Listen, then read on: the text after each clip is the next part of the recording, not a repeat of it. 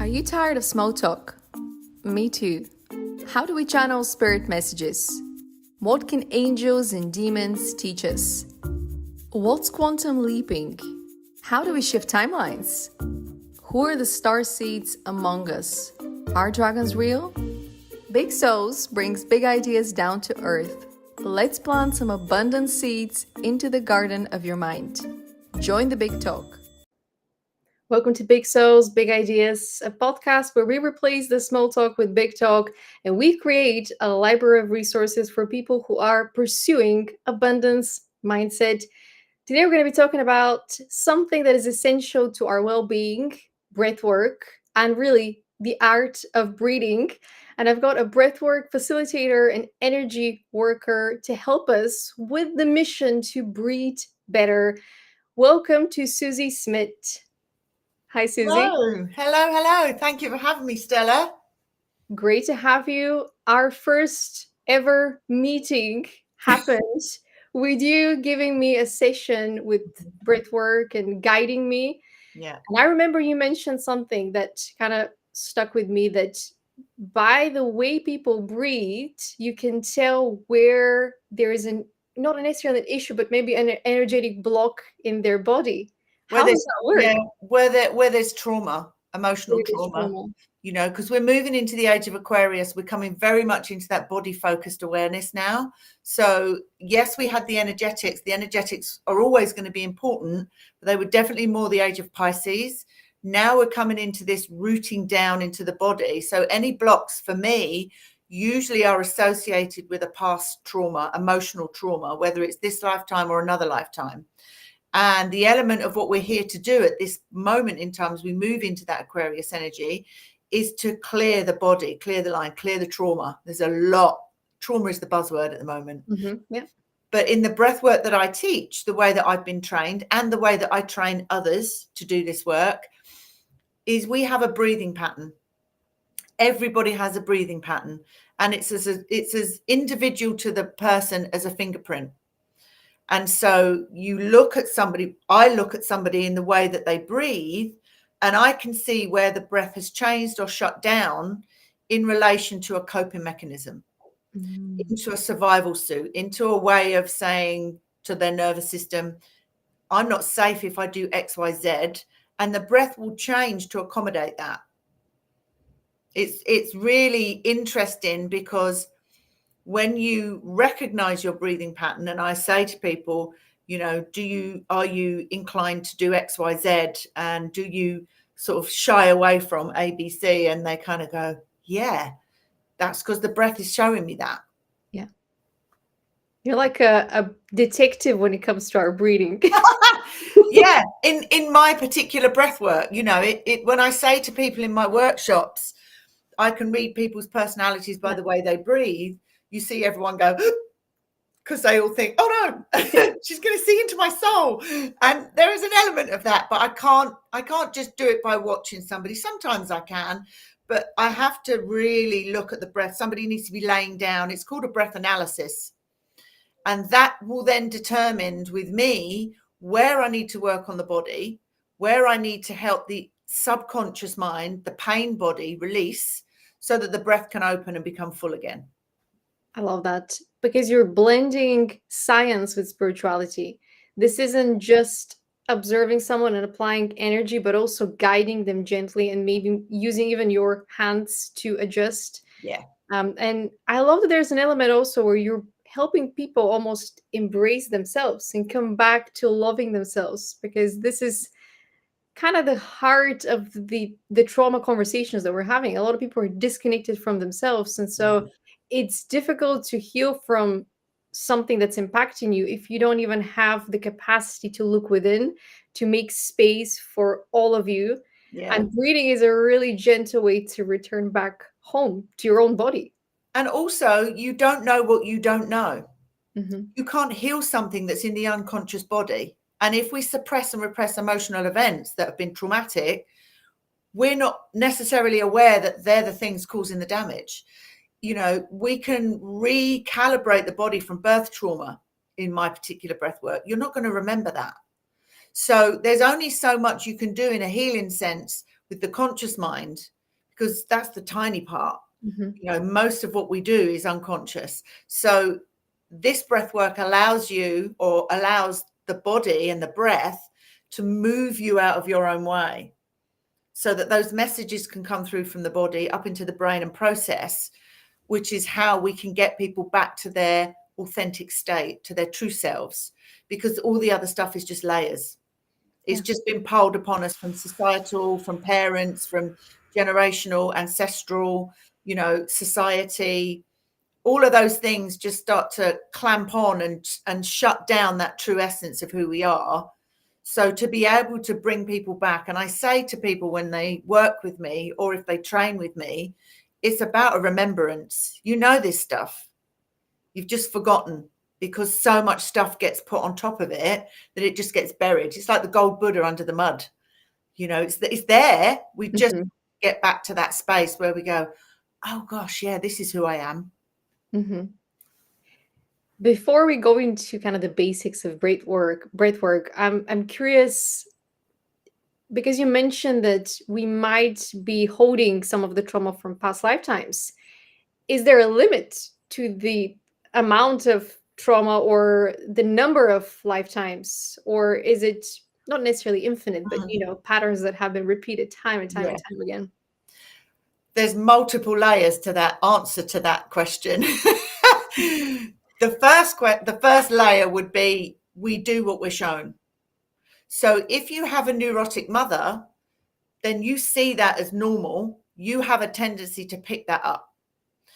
You know, so they're habits that we gain from doing what we see. You know, if you're brought up in a household with very little emotional content or emotional intelligence, then that's how you'll be as you grow older, until you start to recognize that there might be an issue there, and then you would then seek healing. So there's that's the first element that we can carry, because as we grow as children, we develop through what we're taught or what we see.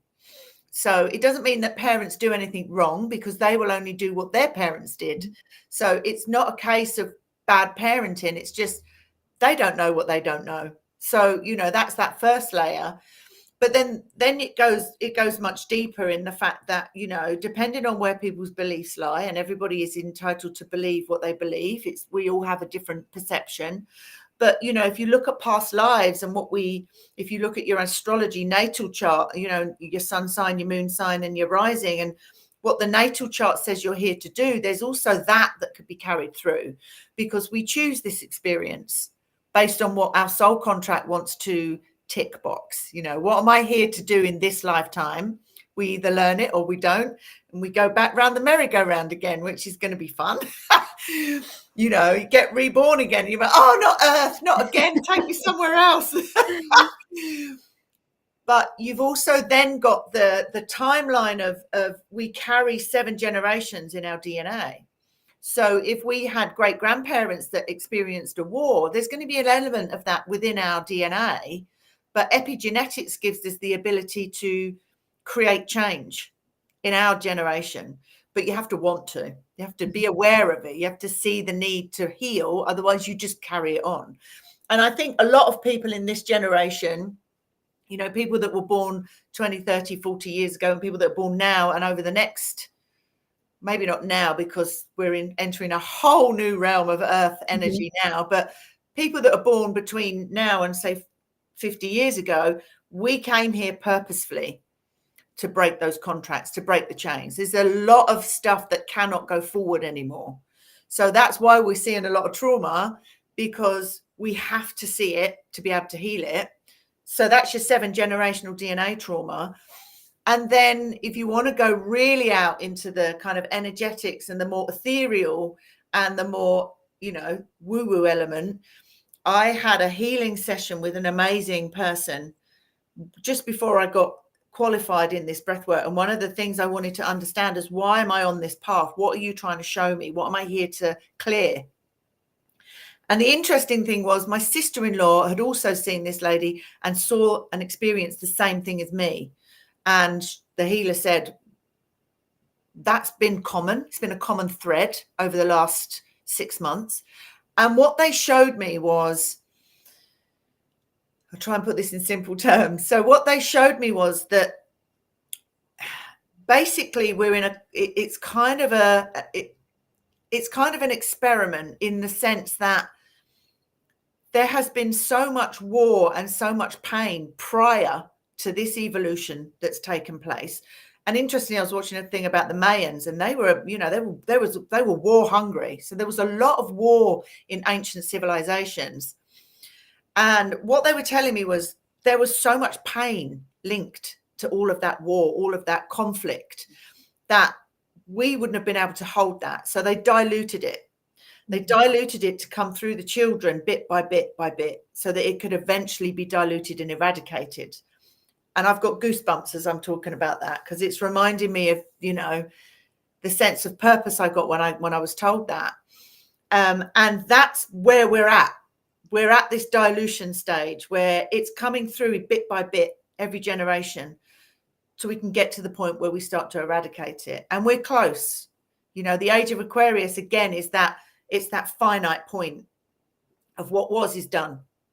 Nothing else can come forward, which is why we're all having such a hard time right now, because, it's our choice to eradicate that, which is not the easy path, but, warriors, we can do it. So, there's layers, but that takes it from the most easy understanding down to the more kind of intricate. There's in Diana Cooper's latest book, The Golden Future, she writes that we're at the end of an experiment. Yes. One of many experiments. And some of the experiments done in the past with humanity, especially maybe the fall of Atlantis is kind of like a big keyword here, but it has brought a lot of pain that is still stored in us. And some of us, we've played this dance with different realms as well, to try and bring this ancient knowledge, to try and bring and be channelers of that love. So we're very familiar with that pain.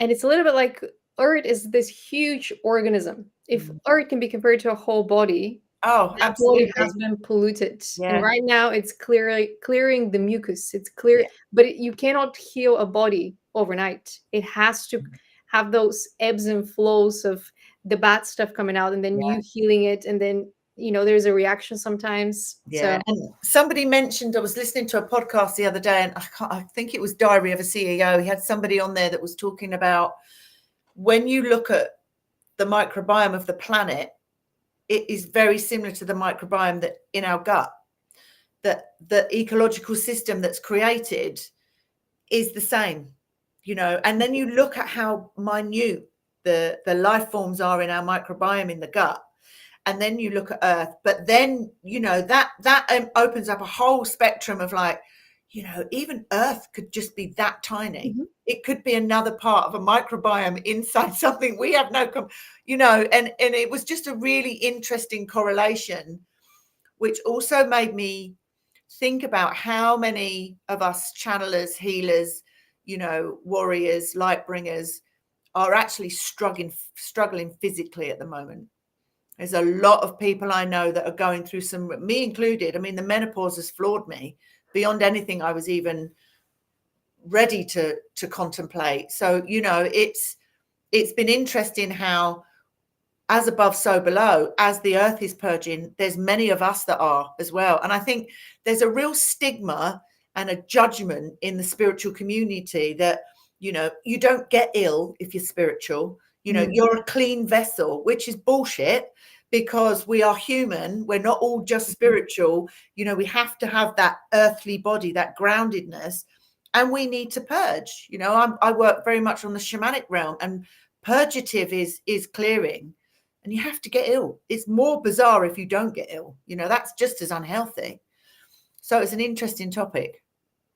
And as someone mentioned to me recently, when we are ill, when we get sick, sometimes it's our higher self that manifested it for us so that we can receive the information, so that we don't rush with the decision. It's not necessarily a blockage on our path, but it's actually creating space for us.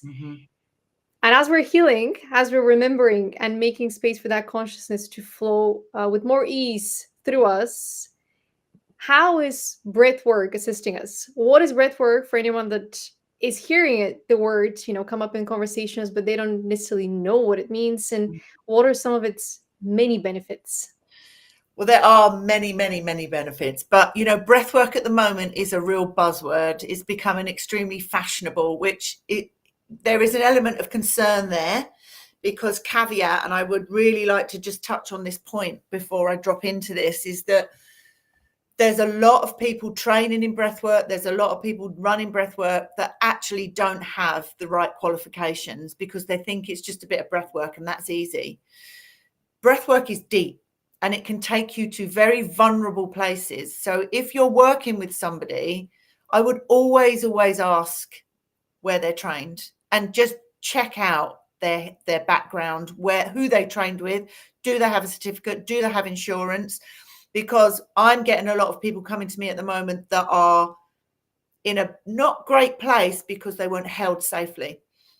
This brings up a lot of stuff, this work, and we're in the veil is very thin right now, and we're being asked to heal, we're being asked to purge. And I think breathwork has become big at this point because it's so accessible. So it's that kind of polarity of the lightness of it, but you're always going to get the dark. So I just want to caveat that with people that are new to breathwork, is just be mindful who you're doing it with, because they need to be trained in this stuff. It's not as simple as you think. Oh, it's just a bit of breathing. Breathwork has so many benefits on the spiritual, emotional, and mental planes, because this particular breathwork that I work with is known as the self-healing modality. So just to differentiate, there's a few different breathworks. There's pranayama, which is the yogic breathwork. That is the ancient art of breathing, which is associated normally with mindfulness and this kind of area. It kind of calms the mind, brings you into that soft focus space. It allows you to be more present, but it's not always overly activating. Some of it can be. It's used in yogic practices, and it comes from the ancient tradition.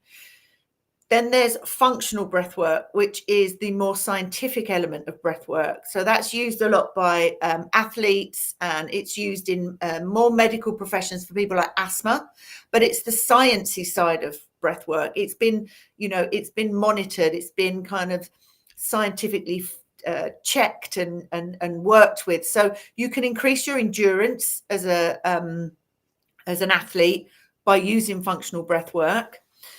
And then you've got conscious connected breathwork, circular breathing, cyclical breathing, CCB, holotropic breathing, Wim Hof breathing. This is the new kid on the block, although it's not new. Rebirthing has been around for a long time. It started in the 60s, 70s with a guy called Leonard Orr, and it's kind of just grown since. So I've been doing this since 2018, when nobody knew what it was. And everyone would be like, breathwork? What, you're teaching people to breathe? I've heard all the jokes. I've heard all the, it's like people looking at it as if that's a bit weird. Now those people are going, I really want to try it, because it's becoming mainstream. Conscious connected breathwork is the one that can bring up a lot of trauma, can bring up a lot of emotional release. It can activate the subconscious body to release things from the past, suppressed and repressed emotions. It is known as a self-healing tool, and it affects the nervous system. It helps you integrate things that you've maybe not been able to integrate previously. And that is why it's not something to be messed with. It's not something you just do because you've had a couple of sessions and you think, yeah, I can do that. There's people out there doing that, and that concerns me greatly, because the benefits of this are absolutely incredible if it's held safely.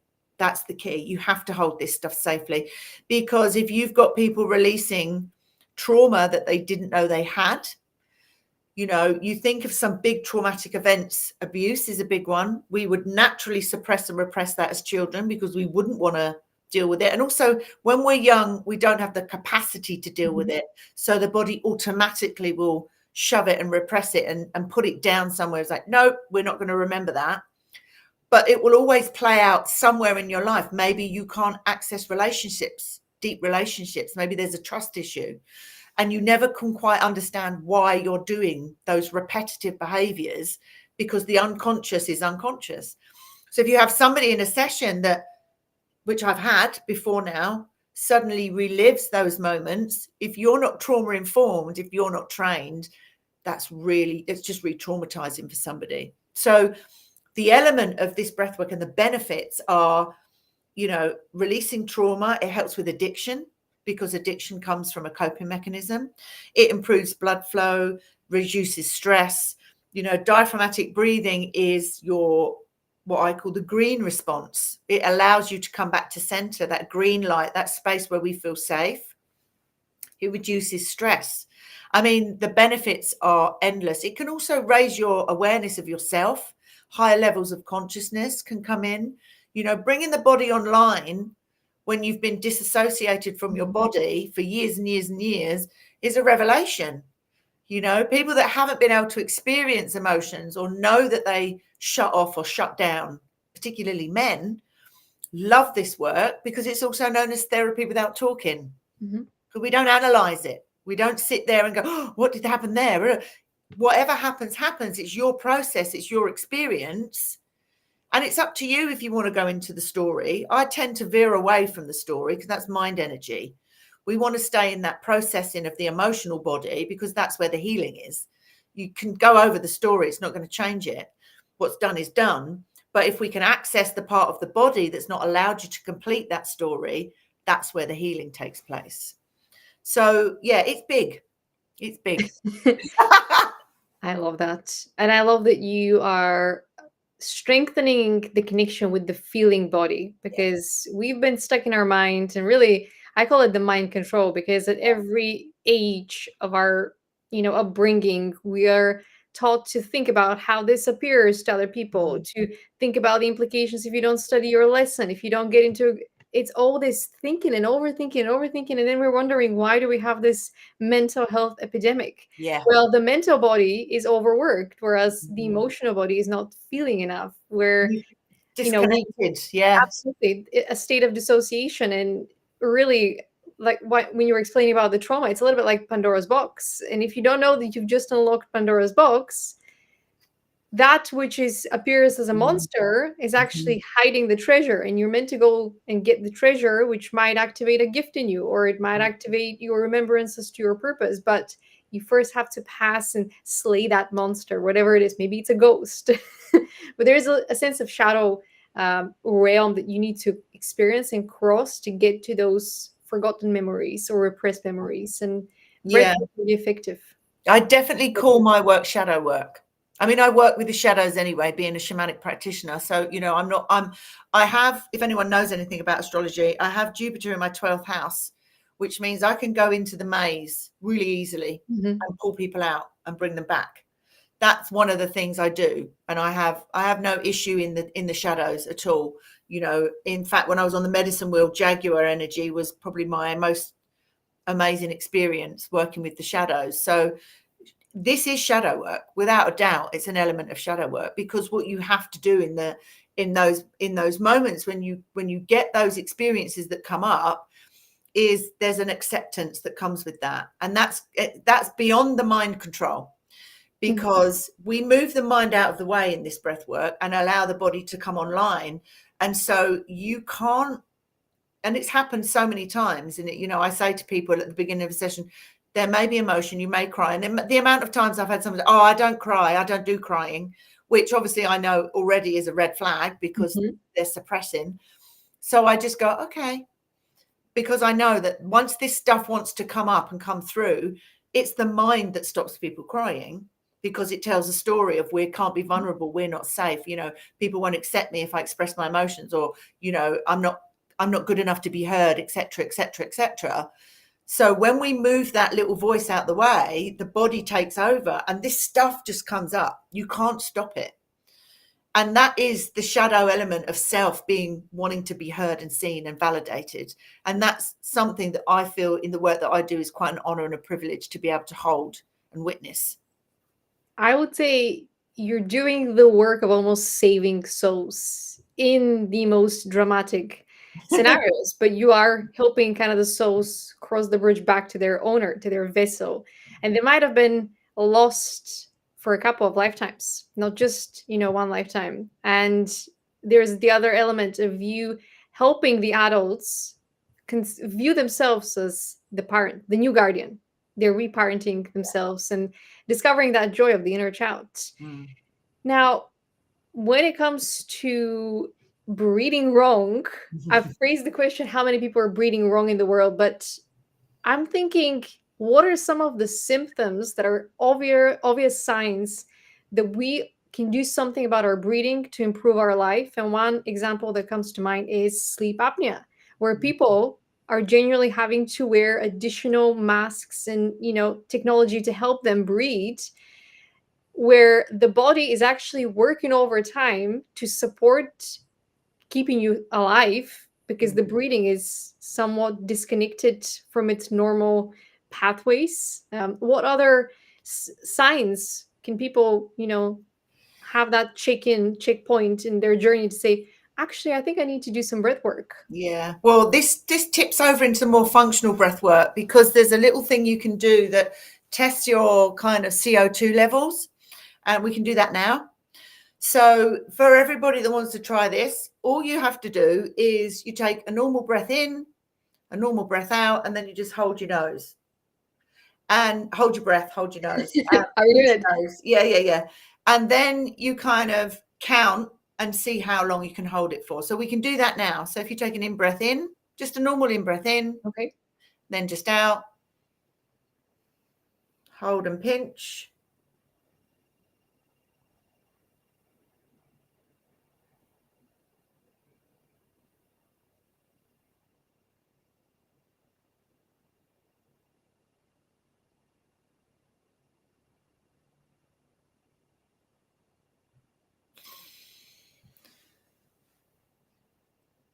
So if you're still going, that's really good. I thought I better jump back on because I realized people didn't realize I was counting. So what you do is I got up to 23.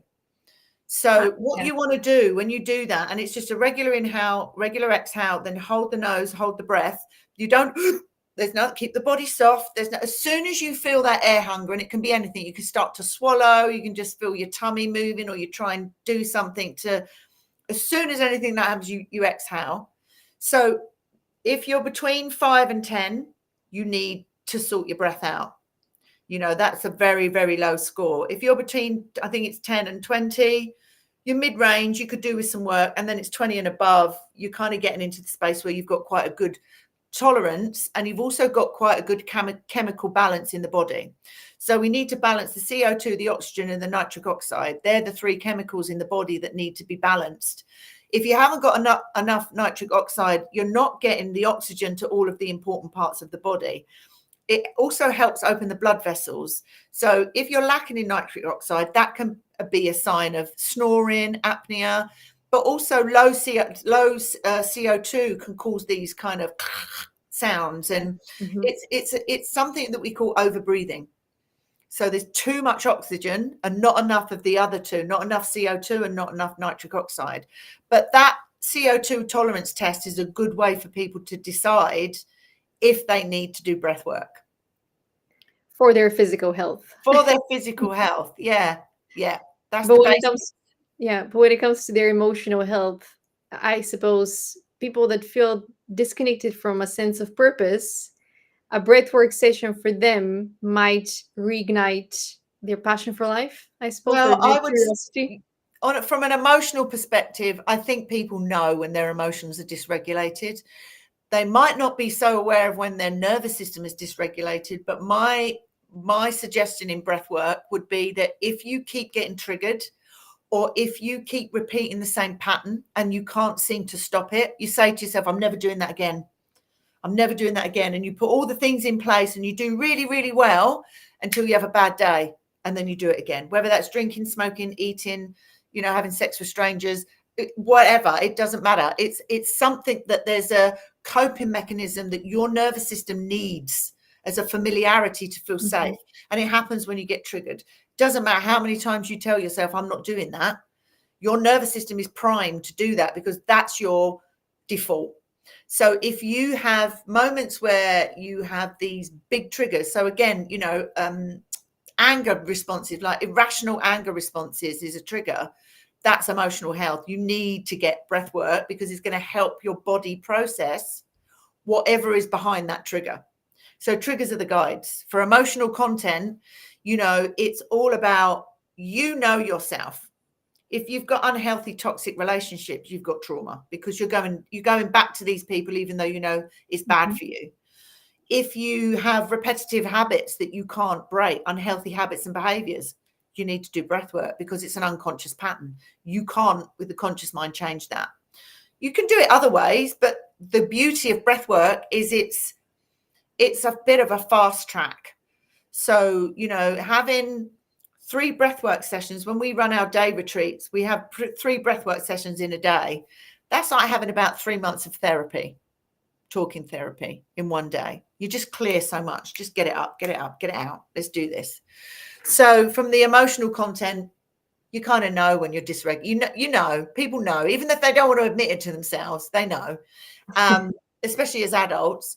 And the nervous system, is directly related to the emotional dysregulation, but that takes us down a whole nother neuroscience path. But that, people are stuck in anxiety. 90% of the people that I see that are stuck in anxiety are just breathing incorrectly. So their nervous system is stuck in fight or flight response, which creates anxiety. And by changing the way you breathe, you can change your nervous system response, which changes the anxiety response, which is beautiful. And people don't realize that. Kind of sounds like doing 3 breathwork sessions. If the impact is 3 months of therapy, almost, the consciousness, or rather your internal system, is maturing really fast because you're making space for the consciousness that's already limitless and complete to replace the coping mechanisms. So you're not necessarily doing something, but you're unlearning that which is blocking the processes that should be happening, the natural processes. You're peeling back the layers, the survival suit. You're starting to take off the survival suit one layer at a time, so that you can come back to that sense of vulnerability is strength. Because again, especially as women and also as men, let's face it, that vulnerability is a weakness. So once you start to recognize it's okay to cry, it's okay to feel that pain, it's okay to see that part of you that thinks you're not enough and love it, rather than get cross with it, rather than push it away. You come into that realignment of self on all levels, physical, emotional, mental. So one question comes to mind. If we consider the different emotions as different learning pathways, so pain is, some people get stuck into the zone of pain and they're reliving the past traumas, they're reliving the heartbreak, and there's just bitterness, disappointment, melancholy all over their life for years. And then other people go into extreme anger and they're just angry at the world. They want to destroy things. Have you noticed a difference in the time period that it takes to befriend the different emotions? Perhaps pain takes a little bit longer to befriend so that you are no longer impacted by it and fear a little bit less, or, Well, the thing is, anger is always a secondary emotion anyway. It's never about the anger. There's something under the anger, which is usually shame. Shame is the big one. Shame is the one that we really have to move all the other emotions out of the way to reach, because shame sits not normally, because there's no such thing as normal, but it's a common thing that shame is at the core. So it's kind of having to move other stuff out of the way to get to that point. None of them, because everyone's individual. It's like there's no one rule fits any emotion, because it really depends on the individual's experience, what they've learned, their learned experience, their maladaptive behaviors that they've created over their lifetime. So it's not quite as straightforward as that, because it depends how big it was, how long ago it was, what they've done in the, it's an interesting wave of different outcomes. So we know that many people are breathing wrong, and I was going to ask how many different types of breathing are there, but you already covered that at the beginning. You mentioned the thing with the different types of breathing is that there are so many different types of breath work that you can do. There's simple ones you can do at home that kind of fall into kind of maybe a couple of the different categories, because you can use one with one name in functional, and then there'll be a very similar one in pranayama, and they call it something different in Sanskrit. So, you know, there's a lot of crossover. Because breath work is becoming so big now, there's lots of different ways you can experience it. The only thing I would always say to people, if you're going to do conscious connected breath work, cyclical, circular breathing, holotropic, conscious connected breath work, don't do it on your own for the first time, and make sure the person is qualified. And it's a little bit like the nervous system healing in some exercises where you can slow down your operational system so that you're not overthinking, but you also can use breath work to speed up your operational system. I've seen some exercises where people do, I don't know if it was called dragon breathing, where they do sets of like super fast breathing. What is the impact of doing that as part of your daily regime, as part of your routine?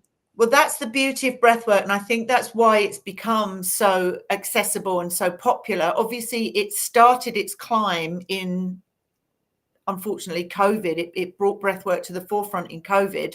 You know, with every darkness, there's a lightness, and that's the antidote to the problem, is that people start to become really aware of the lungs, and that the lungs represent our emotional state, our grief. You know, people that are emotionally shut down are normally with a different kind of body shape. There's a little bit more of this energy or this kind of physique. You know, we can go into all the different body types and what they represent, but that's a whole nother show. The nervous system is the nervous system is on stage at the moment. It's time for the nervous system to get its dues, because we've done everything else and we're moving into the body. And breathwork is the only part of the autonomic nervous system that we can override. You know, the autonomic nervous system, with all the things that we do without thinking, blinking, sweating, digestion, all of those things that just happen automatically, breathing, blinking, you know, we can choose to blink, but with the breath, we actually have the capacity to change the way it works so that we can change the state of the nervous system. We can take back control. And there's certain breathworks you can do on a daily basis which actually have an accumulative effect. Anything that's working with your nervous system to bring it back into a regulated state, the more you do it, the more it's going to be beneficial to the body. You know, I'm seeing it everywhere now on programs, shows, people go, just breathe. Just breathe. And like, I don't know if I'm noticing it more. It's that kind of, you know, create your own reality thing. My dad used to call it the red Honda. If you talk to somebody about a red Honda, then you see loads of red Hondas. It's the same thing, isn't it? So, but it is everywhere, where people are starting to recognize the correlation between nervous system, mental health, emotion, because emotional health is mental health, and that starts in the body. So the signals can change.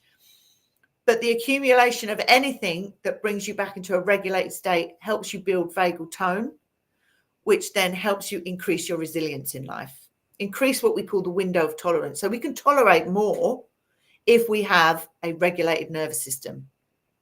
Especially in a moment of emergency or some extreme stress that we didn't anticipate happening.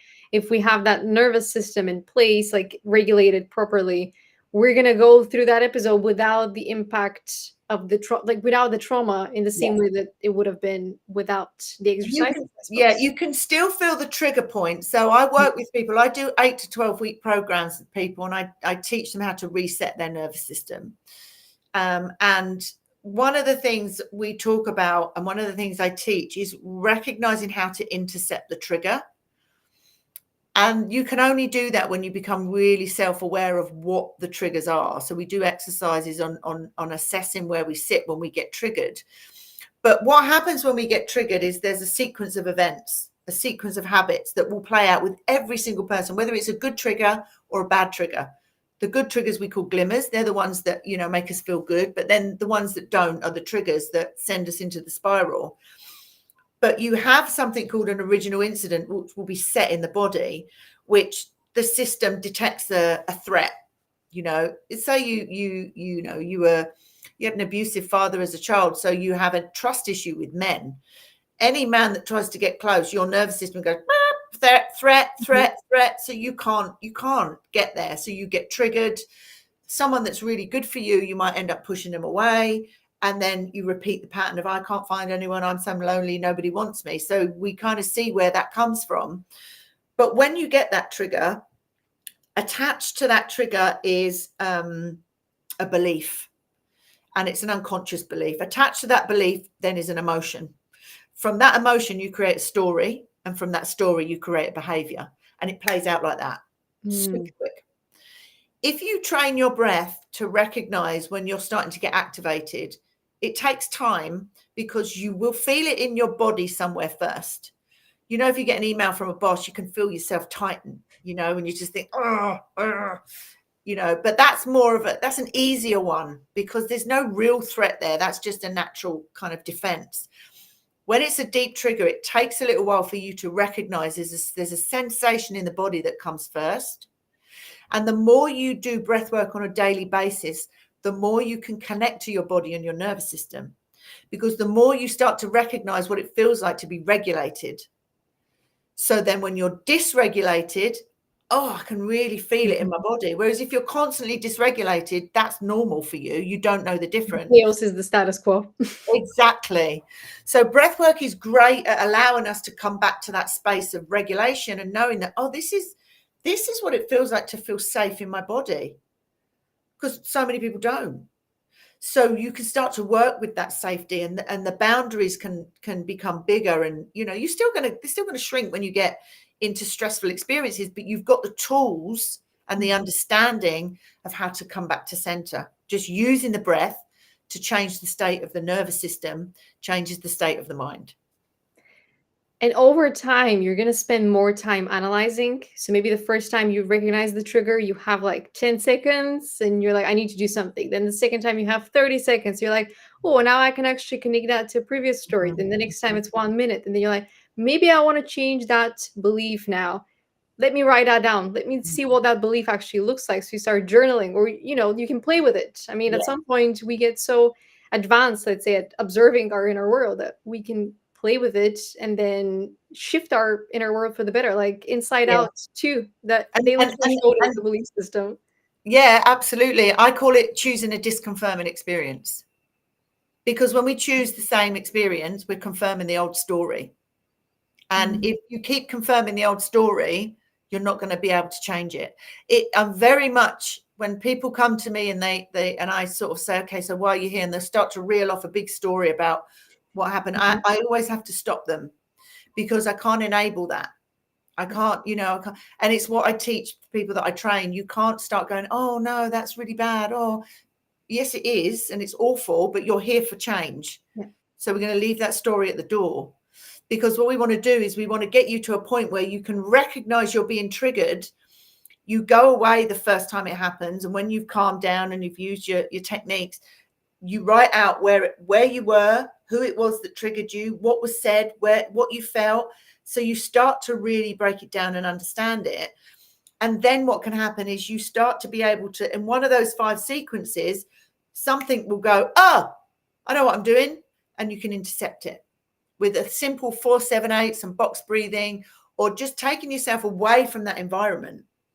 So you're not reactive. That's the key to healing. You respond and you don't react. The reactive is the nervous system. It's the triggers.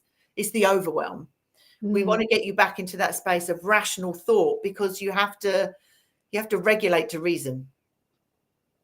You can't tell an angry person, calm down. That's never going to work, But if someone is regulated and you can see that they're coming from a place of, because you're still allowed to be angry. This is the thing. We don't want people to think you can never be angry. There's a healthy anger. You're allowed to express that, but it's the reactive behavior that is the problem.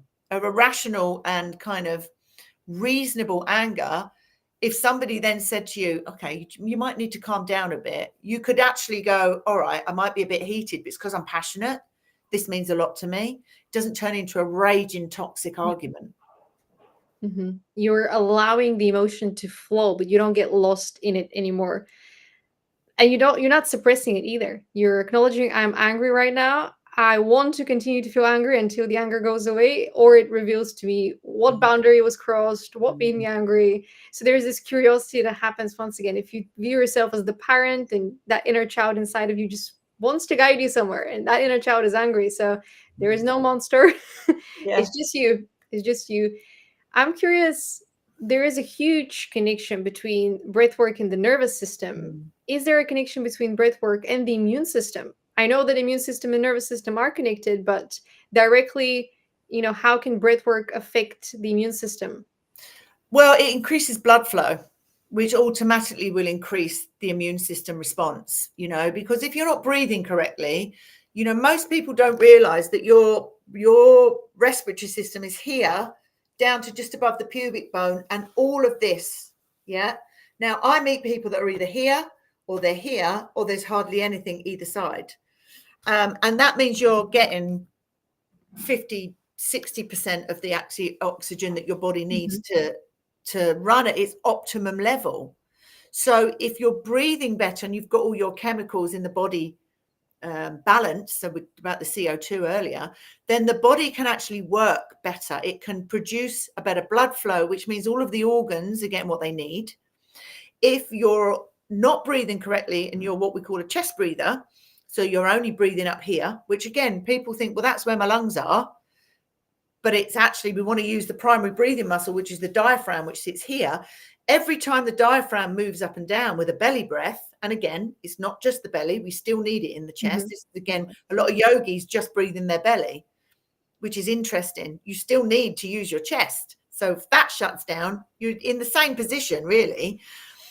You want to use this diaphragmatic muscle to breathe if you're in your chest, because every time it moves, it massages the internal organs. That then sends a signal up the vagus nerve to the brain of like, oh, we're safe. Okay, we can relax. We can stop producing the stress hormone. So the immune system isn't overwhelmed and the blood flow is better. And the vagus nerve increases vagal tone, which gives you more resilience in life, in immunity, in so many different ways. So it's pretty up there with being important. One of the channeled messages I received a few years ago, it was when we're sick, because the stress hormones gets released, your body is under attack from within. It's the nervous system that kind of rings the bell and says, we're on lockdown. So the body cannot really access the immune system because the nervous system has taken full control of the body. So the first thing you need to do when you're feeling the symptoms of sickness is to calm down in order for your immune system to begin to produce what needs to be produced in additional or smaller quantities in order to fight whatever it is it bacteria or some virus? But it was an interesting message that it's teamwork that's happening in your body, but you're still part of the process. Yeah. And this is probably a kid's way of, giving an interpretation of what's happening when you're sick, but I can see how education around all of these processes can help us live more meaningfully, more holistically, and better. Yeah. And it's the parasympathetic nervous system that will help you heal. It's known as the rest and digest. It's why so many people that chest breathe have IBS, because they're shutting down the rest and digest system. They're in that constant fight or flight response, which is the only time you should be breathing in your chest. So you want to be in your homeostasis to heal. And that has to be that diaphragmatic breath, that signal that sends that information back to the brain that, okay, we're not under threat. We can let the body rest. And it's interesting when you said about the reparenting, I always talk about the nervous system as colors. So I work with a polyvagal theory, which is a system of breathing and nervous system correlation. And you have to move up and down the ladder of the nervous system. The problem happens when people get stuck. That's the issue, that we're seeing more and more people didn't even know about this stuff. And it's becoming, again, thankfully, quite mainstream now. You have to move up and down the ladder. So it's very much a case of when you reparent yourself, you need to be in what we call the ventral vagal parasympathetic, the homeostasis. That's what we call the green, we call it the heart space. But we also have the fight or flight, which I call yellow, which is here, and then the dorsal, which is red, the oldest part of our nervous system, when we used to play dead with the dinosaurs. And when people are stuck in emotional dysregulation, or they're stuck in triggers, or they have issues with repeating unhealthy habits and behaviors, they're normally in red or yellow, and their green is gone. It's offline. It's just gone, bye, I don't need to be here, so I'm just going to keep in this space. And the way I interpret that to people is, if you imagine two children in a house, red and yellow are the kids, and they're left alone in a house with no adult supervision, chaos will ensue. You bring green on board, the green has the key to the door, comes in, takes red and yellow by the hand and says, it's okay, we've got this. Now we're going to do this and we're going to do this. They have that guidance, they have that parent, they have that energy that allows them to function with all three of those parts of the nervous system in a healthy way. Beautifully said. That is the chakra system as well. I mean, I've used it personally as visualizations, as this, applying almost a code of healing, code of protection, as part of strengthening each of those energetic centers. Mm-hmm. Once again, something that can be added into the education system. And this brings me to my last question to you. Why should everyone invest in learning more about breathwork? The intention of this question isn't to promote breathwork, but it's about not necessarily to promote working with a coach right away, but rather to understand the value, first of all, and to understand why you learning more about breathwork can help you help a friend who's struggling and they need the assistance of a facilitator. Maybe your own kid cannot handle all the stress, cannot handle, the regulation on their own. So they need to work with a facilitator. But it starts with learning, that curiosity of how can I be better interpreter of life, starting from my own body. I mean, everyone can learn more about their body. That, I think, is the somatics that this work creates. Is what we call a bottom-up approach. So we've worked very much in the last 20, 30 years with a top-down approach, talking therapy, CBT, counseling. There's nothing wrong with talking therapy. What I would say is that if you have either yourself or somebody that is having talking therapy, but somehow it's just not hitting the point that they need to resolve, it's because it's in the body. So we have afferent and efferent pathways in our nervous system, okay? And we have 80% of the information that creates our thoughts, habits, and behaviors comes from the body. And the part of the breath that works with that is that if you can get in tune with the way you breathe, if you can get in tune with regulating your nervous system, that information from the body to the brain starts to change. And no amount of talking is going to make that happen, because only 20% of what we talk about affects the body. So, that's like 1 lane of traffic going down, 4 lanes of traffic going up. So breath work, when we talk about conscious connected breath work, and maybe things like 4-7-8 box breathing and some of the functional breath work and pranayama, to be fair, it allows everything to regulate, and it's getting people to understand the difference between what they've been experiencing and what they are capable of. Breath work can help you gain better resilience. That's the other side of the coin that is really important. That the amount of people that I work with that have been habitual people pleasers, and it doesn't matter how I used to be a people pleaser. That was my trait. And by working with the breath and understanding what is creating that without having to talk about it is a game changer. So it's all of these little habits and behaviors that no matter how much you talk about it, it doesn't make any difference.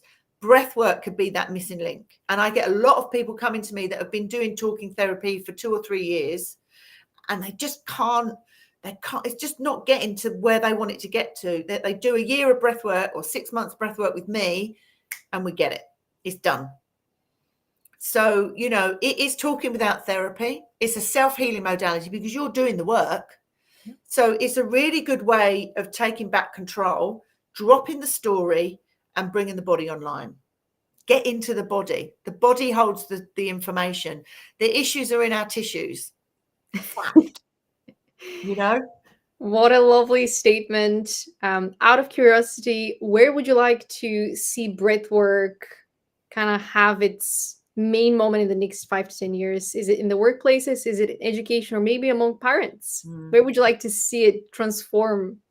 I Like, think corporate for me, because I already know that there's a thing called School Breathe in the UK, which are infiltrating lots of different schools, teaching parents. So that's already starting to happen. I want to see it more in the corporate world, because you imagine those people at the top making these decisions, not coming from a place of being irrational, not coming from a place of being dysregulated, knowing that, am I making this decision from a centered place? Or am I bringing all of my past trauma into this experience because somebody sitting on reception reminds me of an ex-girlfriend or an ex-boyfriend? And so I'm already in that kind of, you're going to ask me anything, it's going to be a no anyway, because you irritate me. Recognizing why does that happen? Like coming into that space of getting rid of all that junk in the trunk to be able to make more concise decisions, and also open yourself up to the fact that wellness is so important. If you could regulate the nervous system of everybody in your business, your productivity would soar, because if everyone would feel happy, everyone would be in their green, everyone would know if they weren't and they're not being productive, we'll take some time out, go breathe, go get a massage, whatever you need, come back. You're twice as productive than sitting there all day in a dysregulated state. overthinking In the mind, pressure, sales. I know a business, a window company that has adopted this mentality throughout its whole workforce. They do a 15-minute meditation as a group company, and at the beginning people are a bit unsure, but they're 5 years into this now. Their turnover is their staff turnover is almost non-existent. If somebody leaves, they're back within 3 months because they've realized that what a mistake they've made. Their turnover has tripled. The company ethos is just calm and productive. Everyone can have difficult conversations and be okay with that. It's amazing what it can do. The memories are in the tissues. The issues are in the tissues. The issues are in the tissues. And to get to the memories, go through the tissues. We need our leaders to lead with an open heart, and Breathwork can help. But really, we need every person on earth to open their heart and go into that green space. And Breathwork is one of the tools that are going to help us as we're closing this painful experience that is happening in the game of life, and we're proceeding forward into co-creating a better earth together.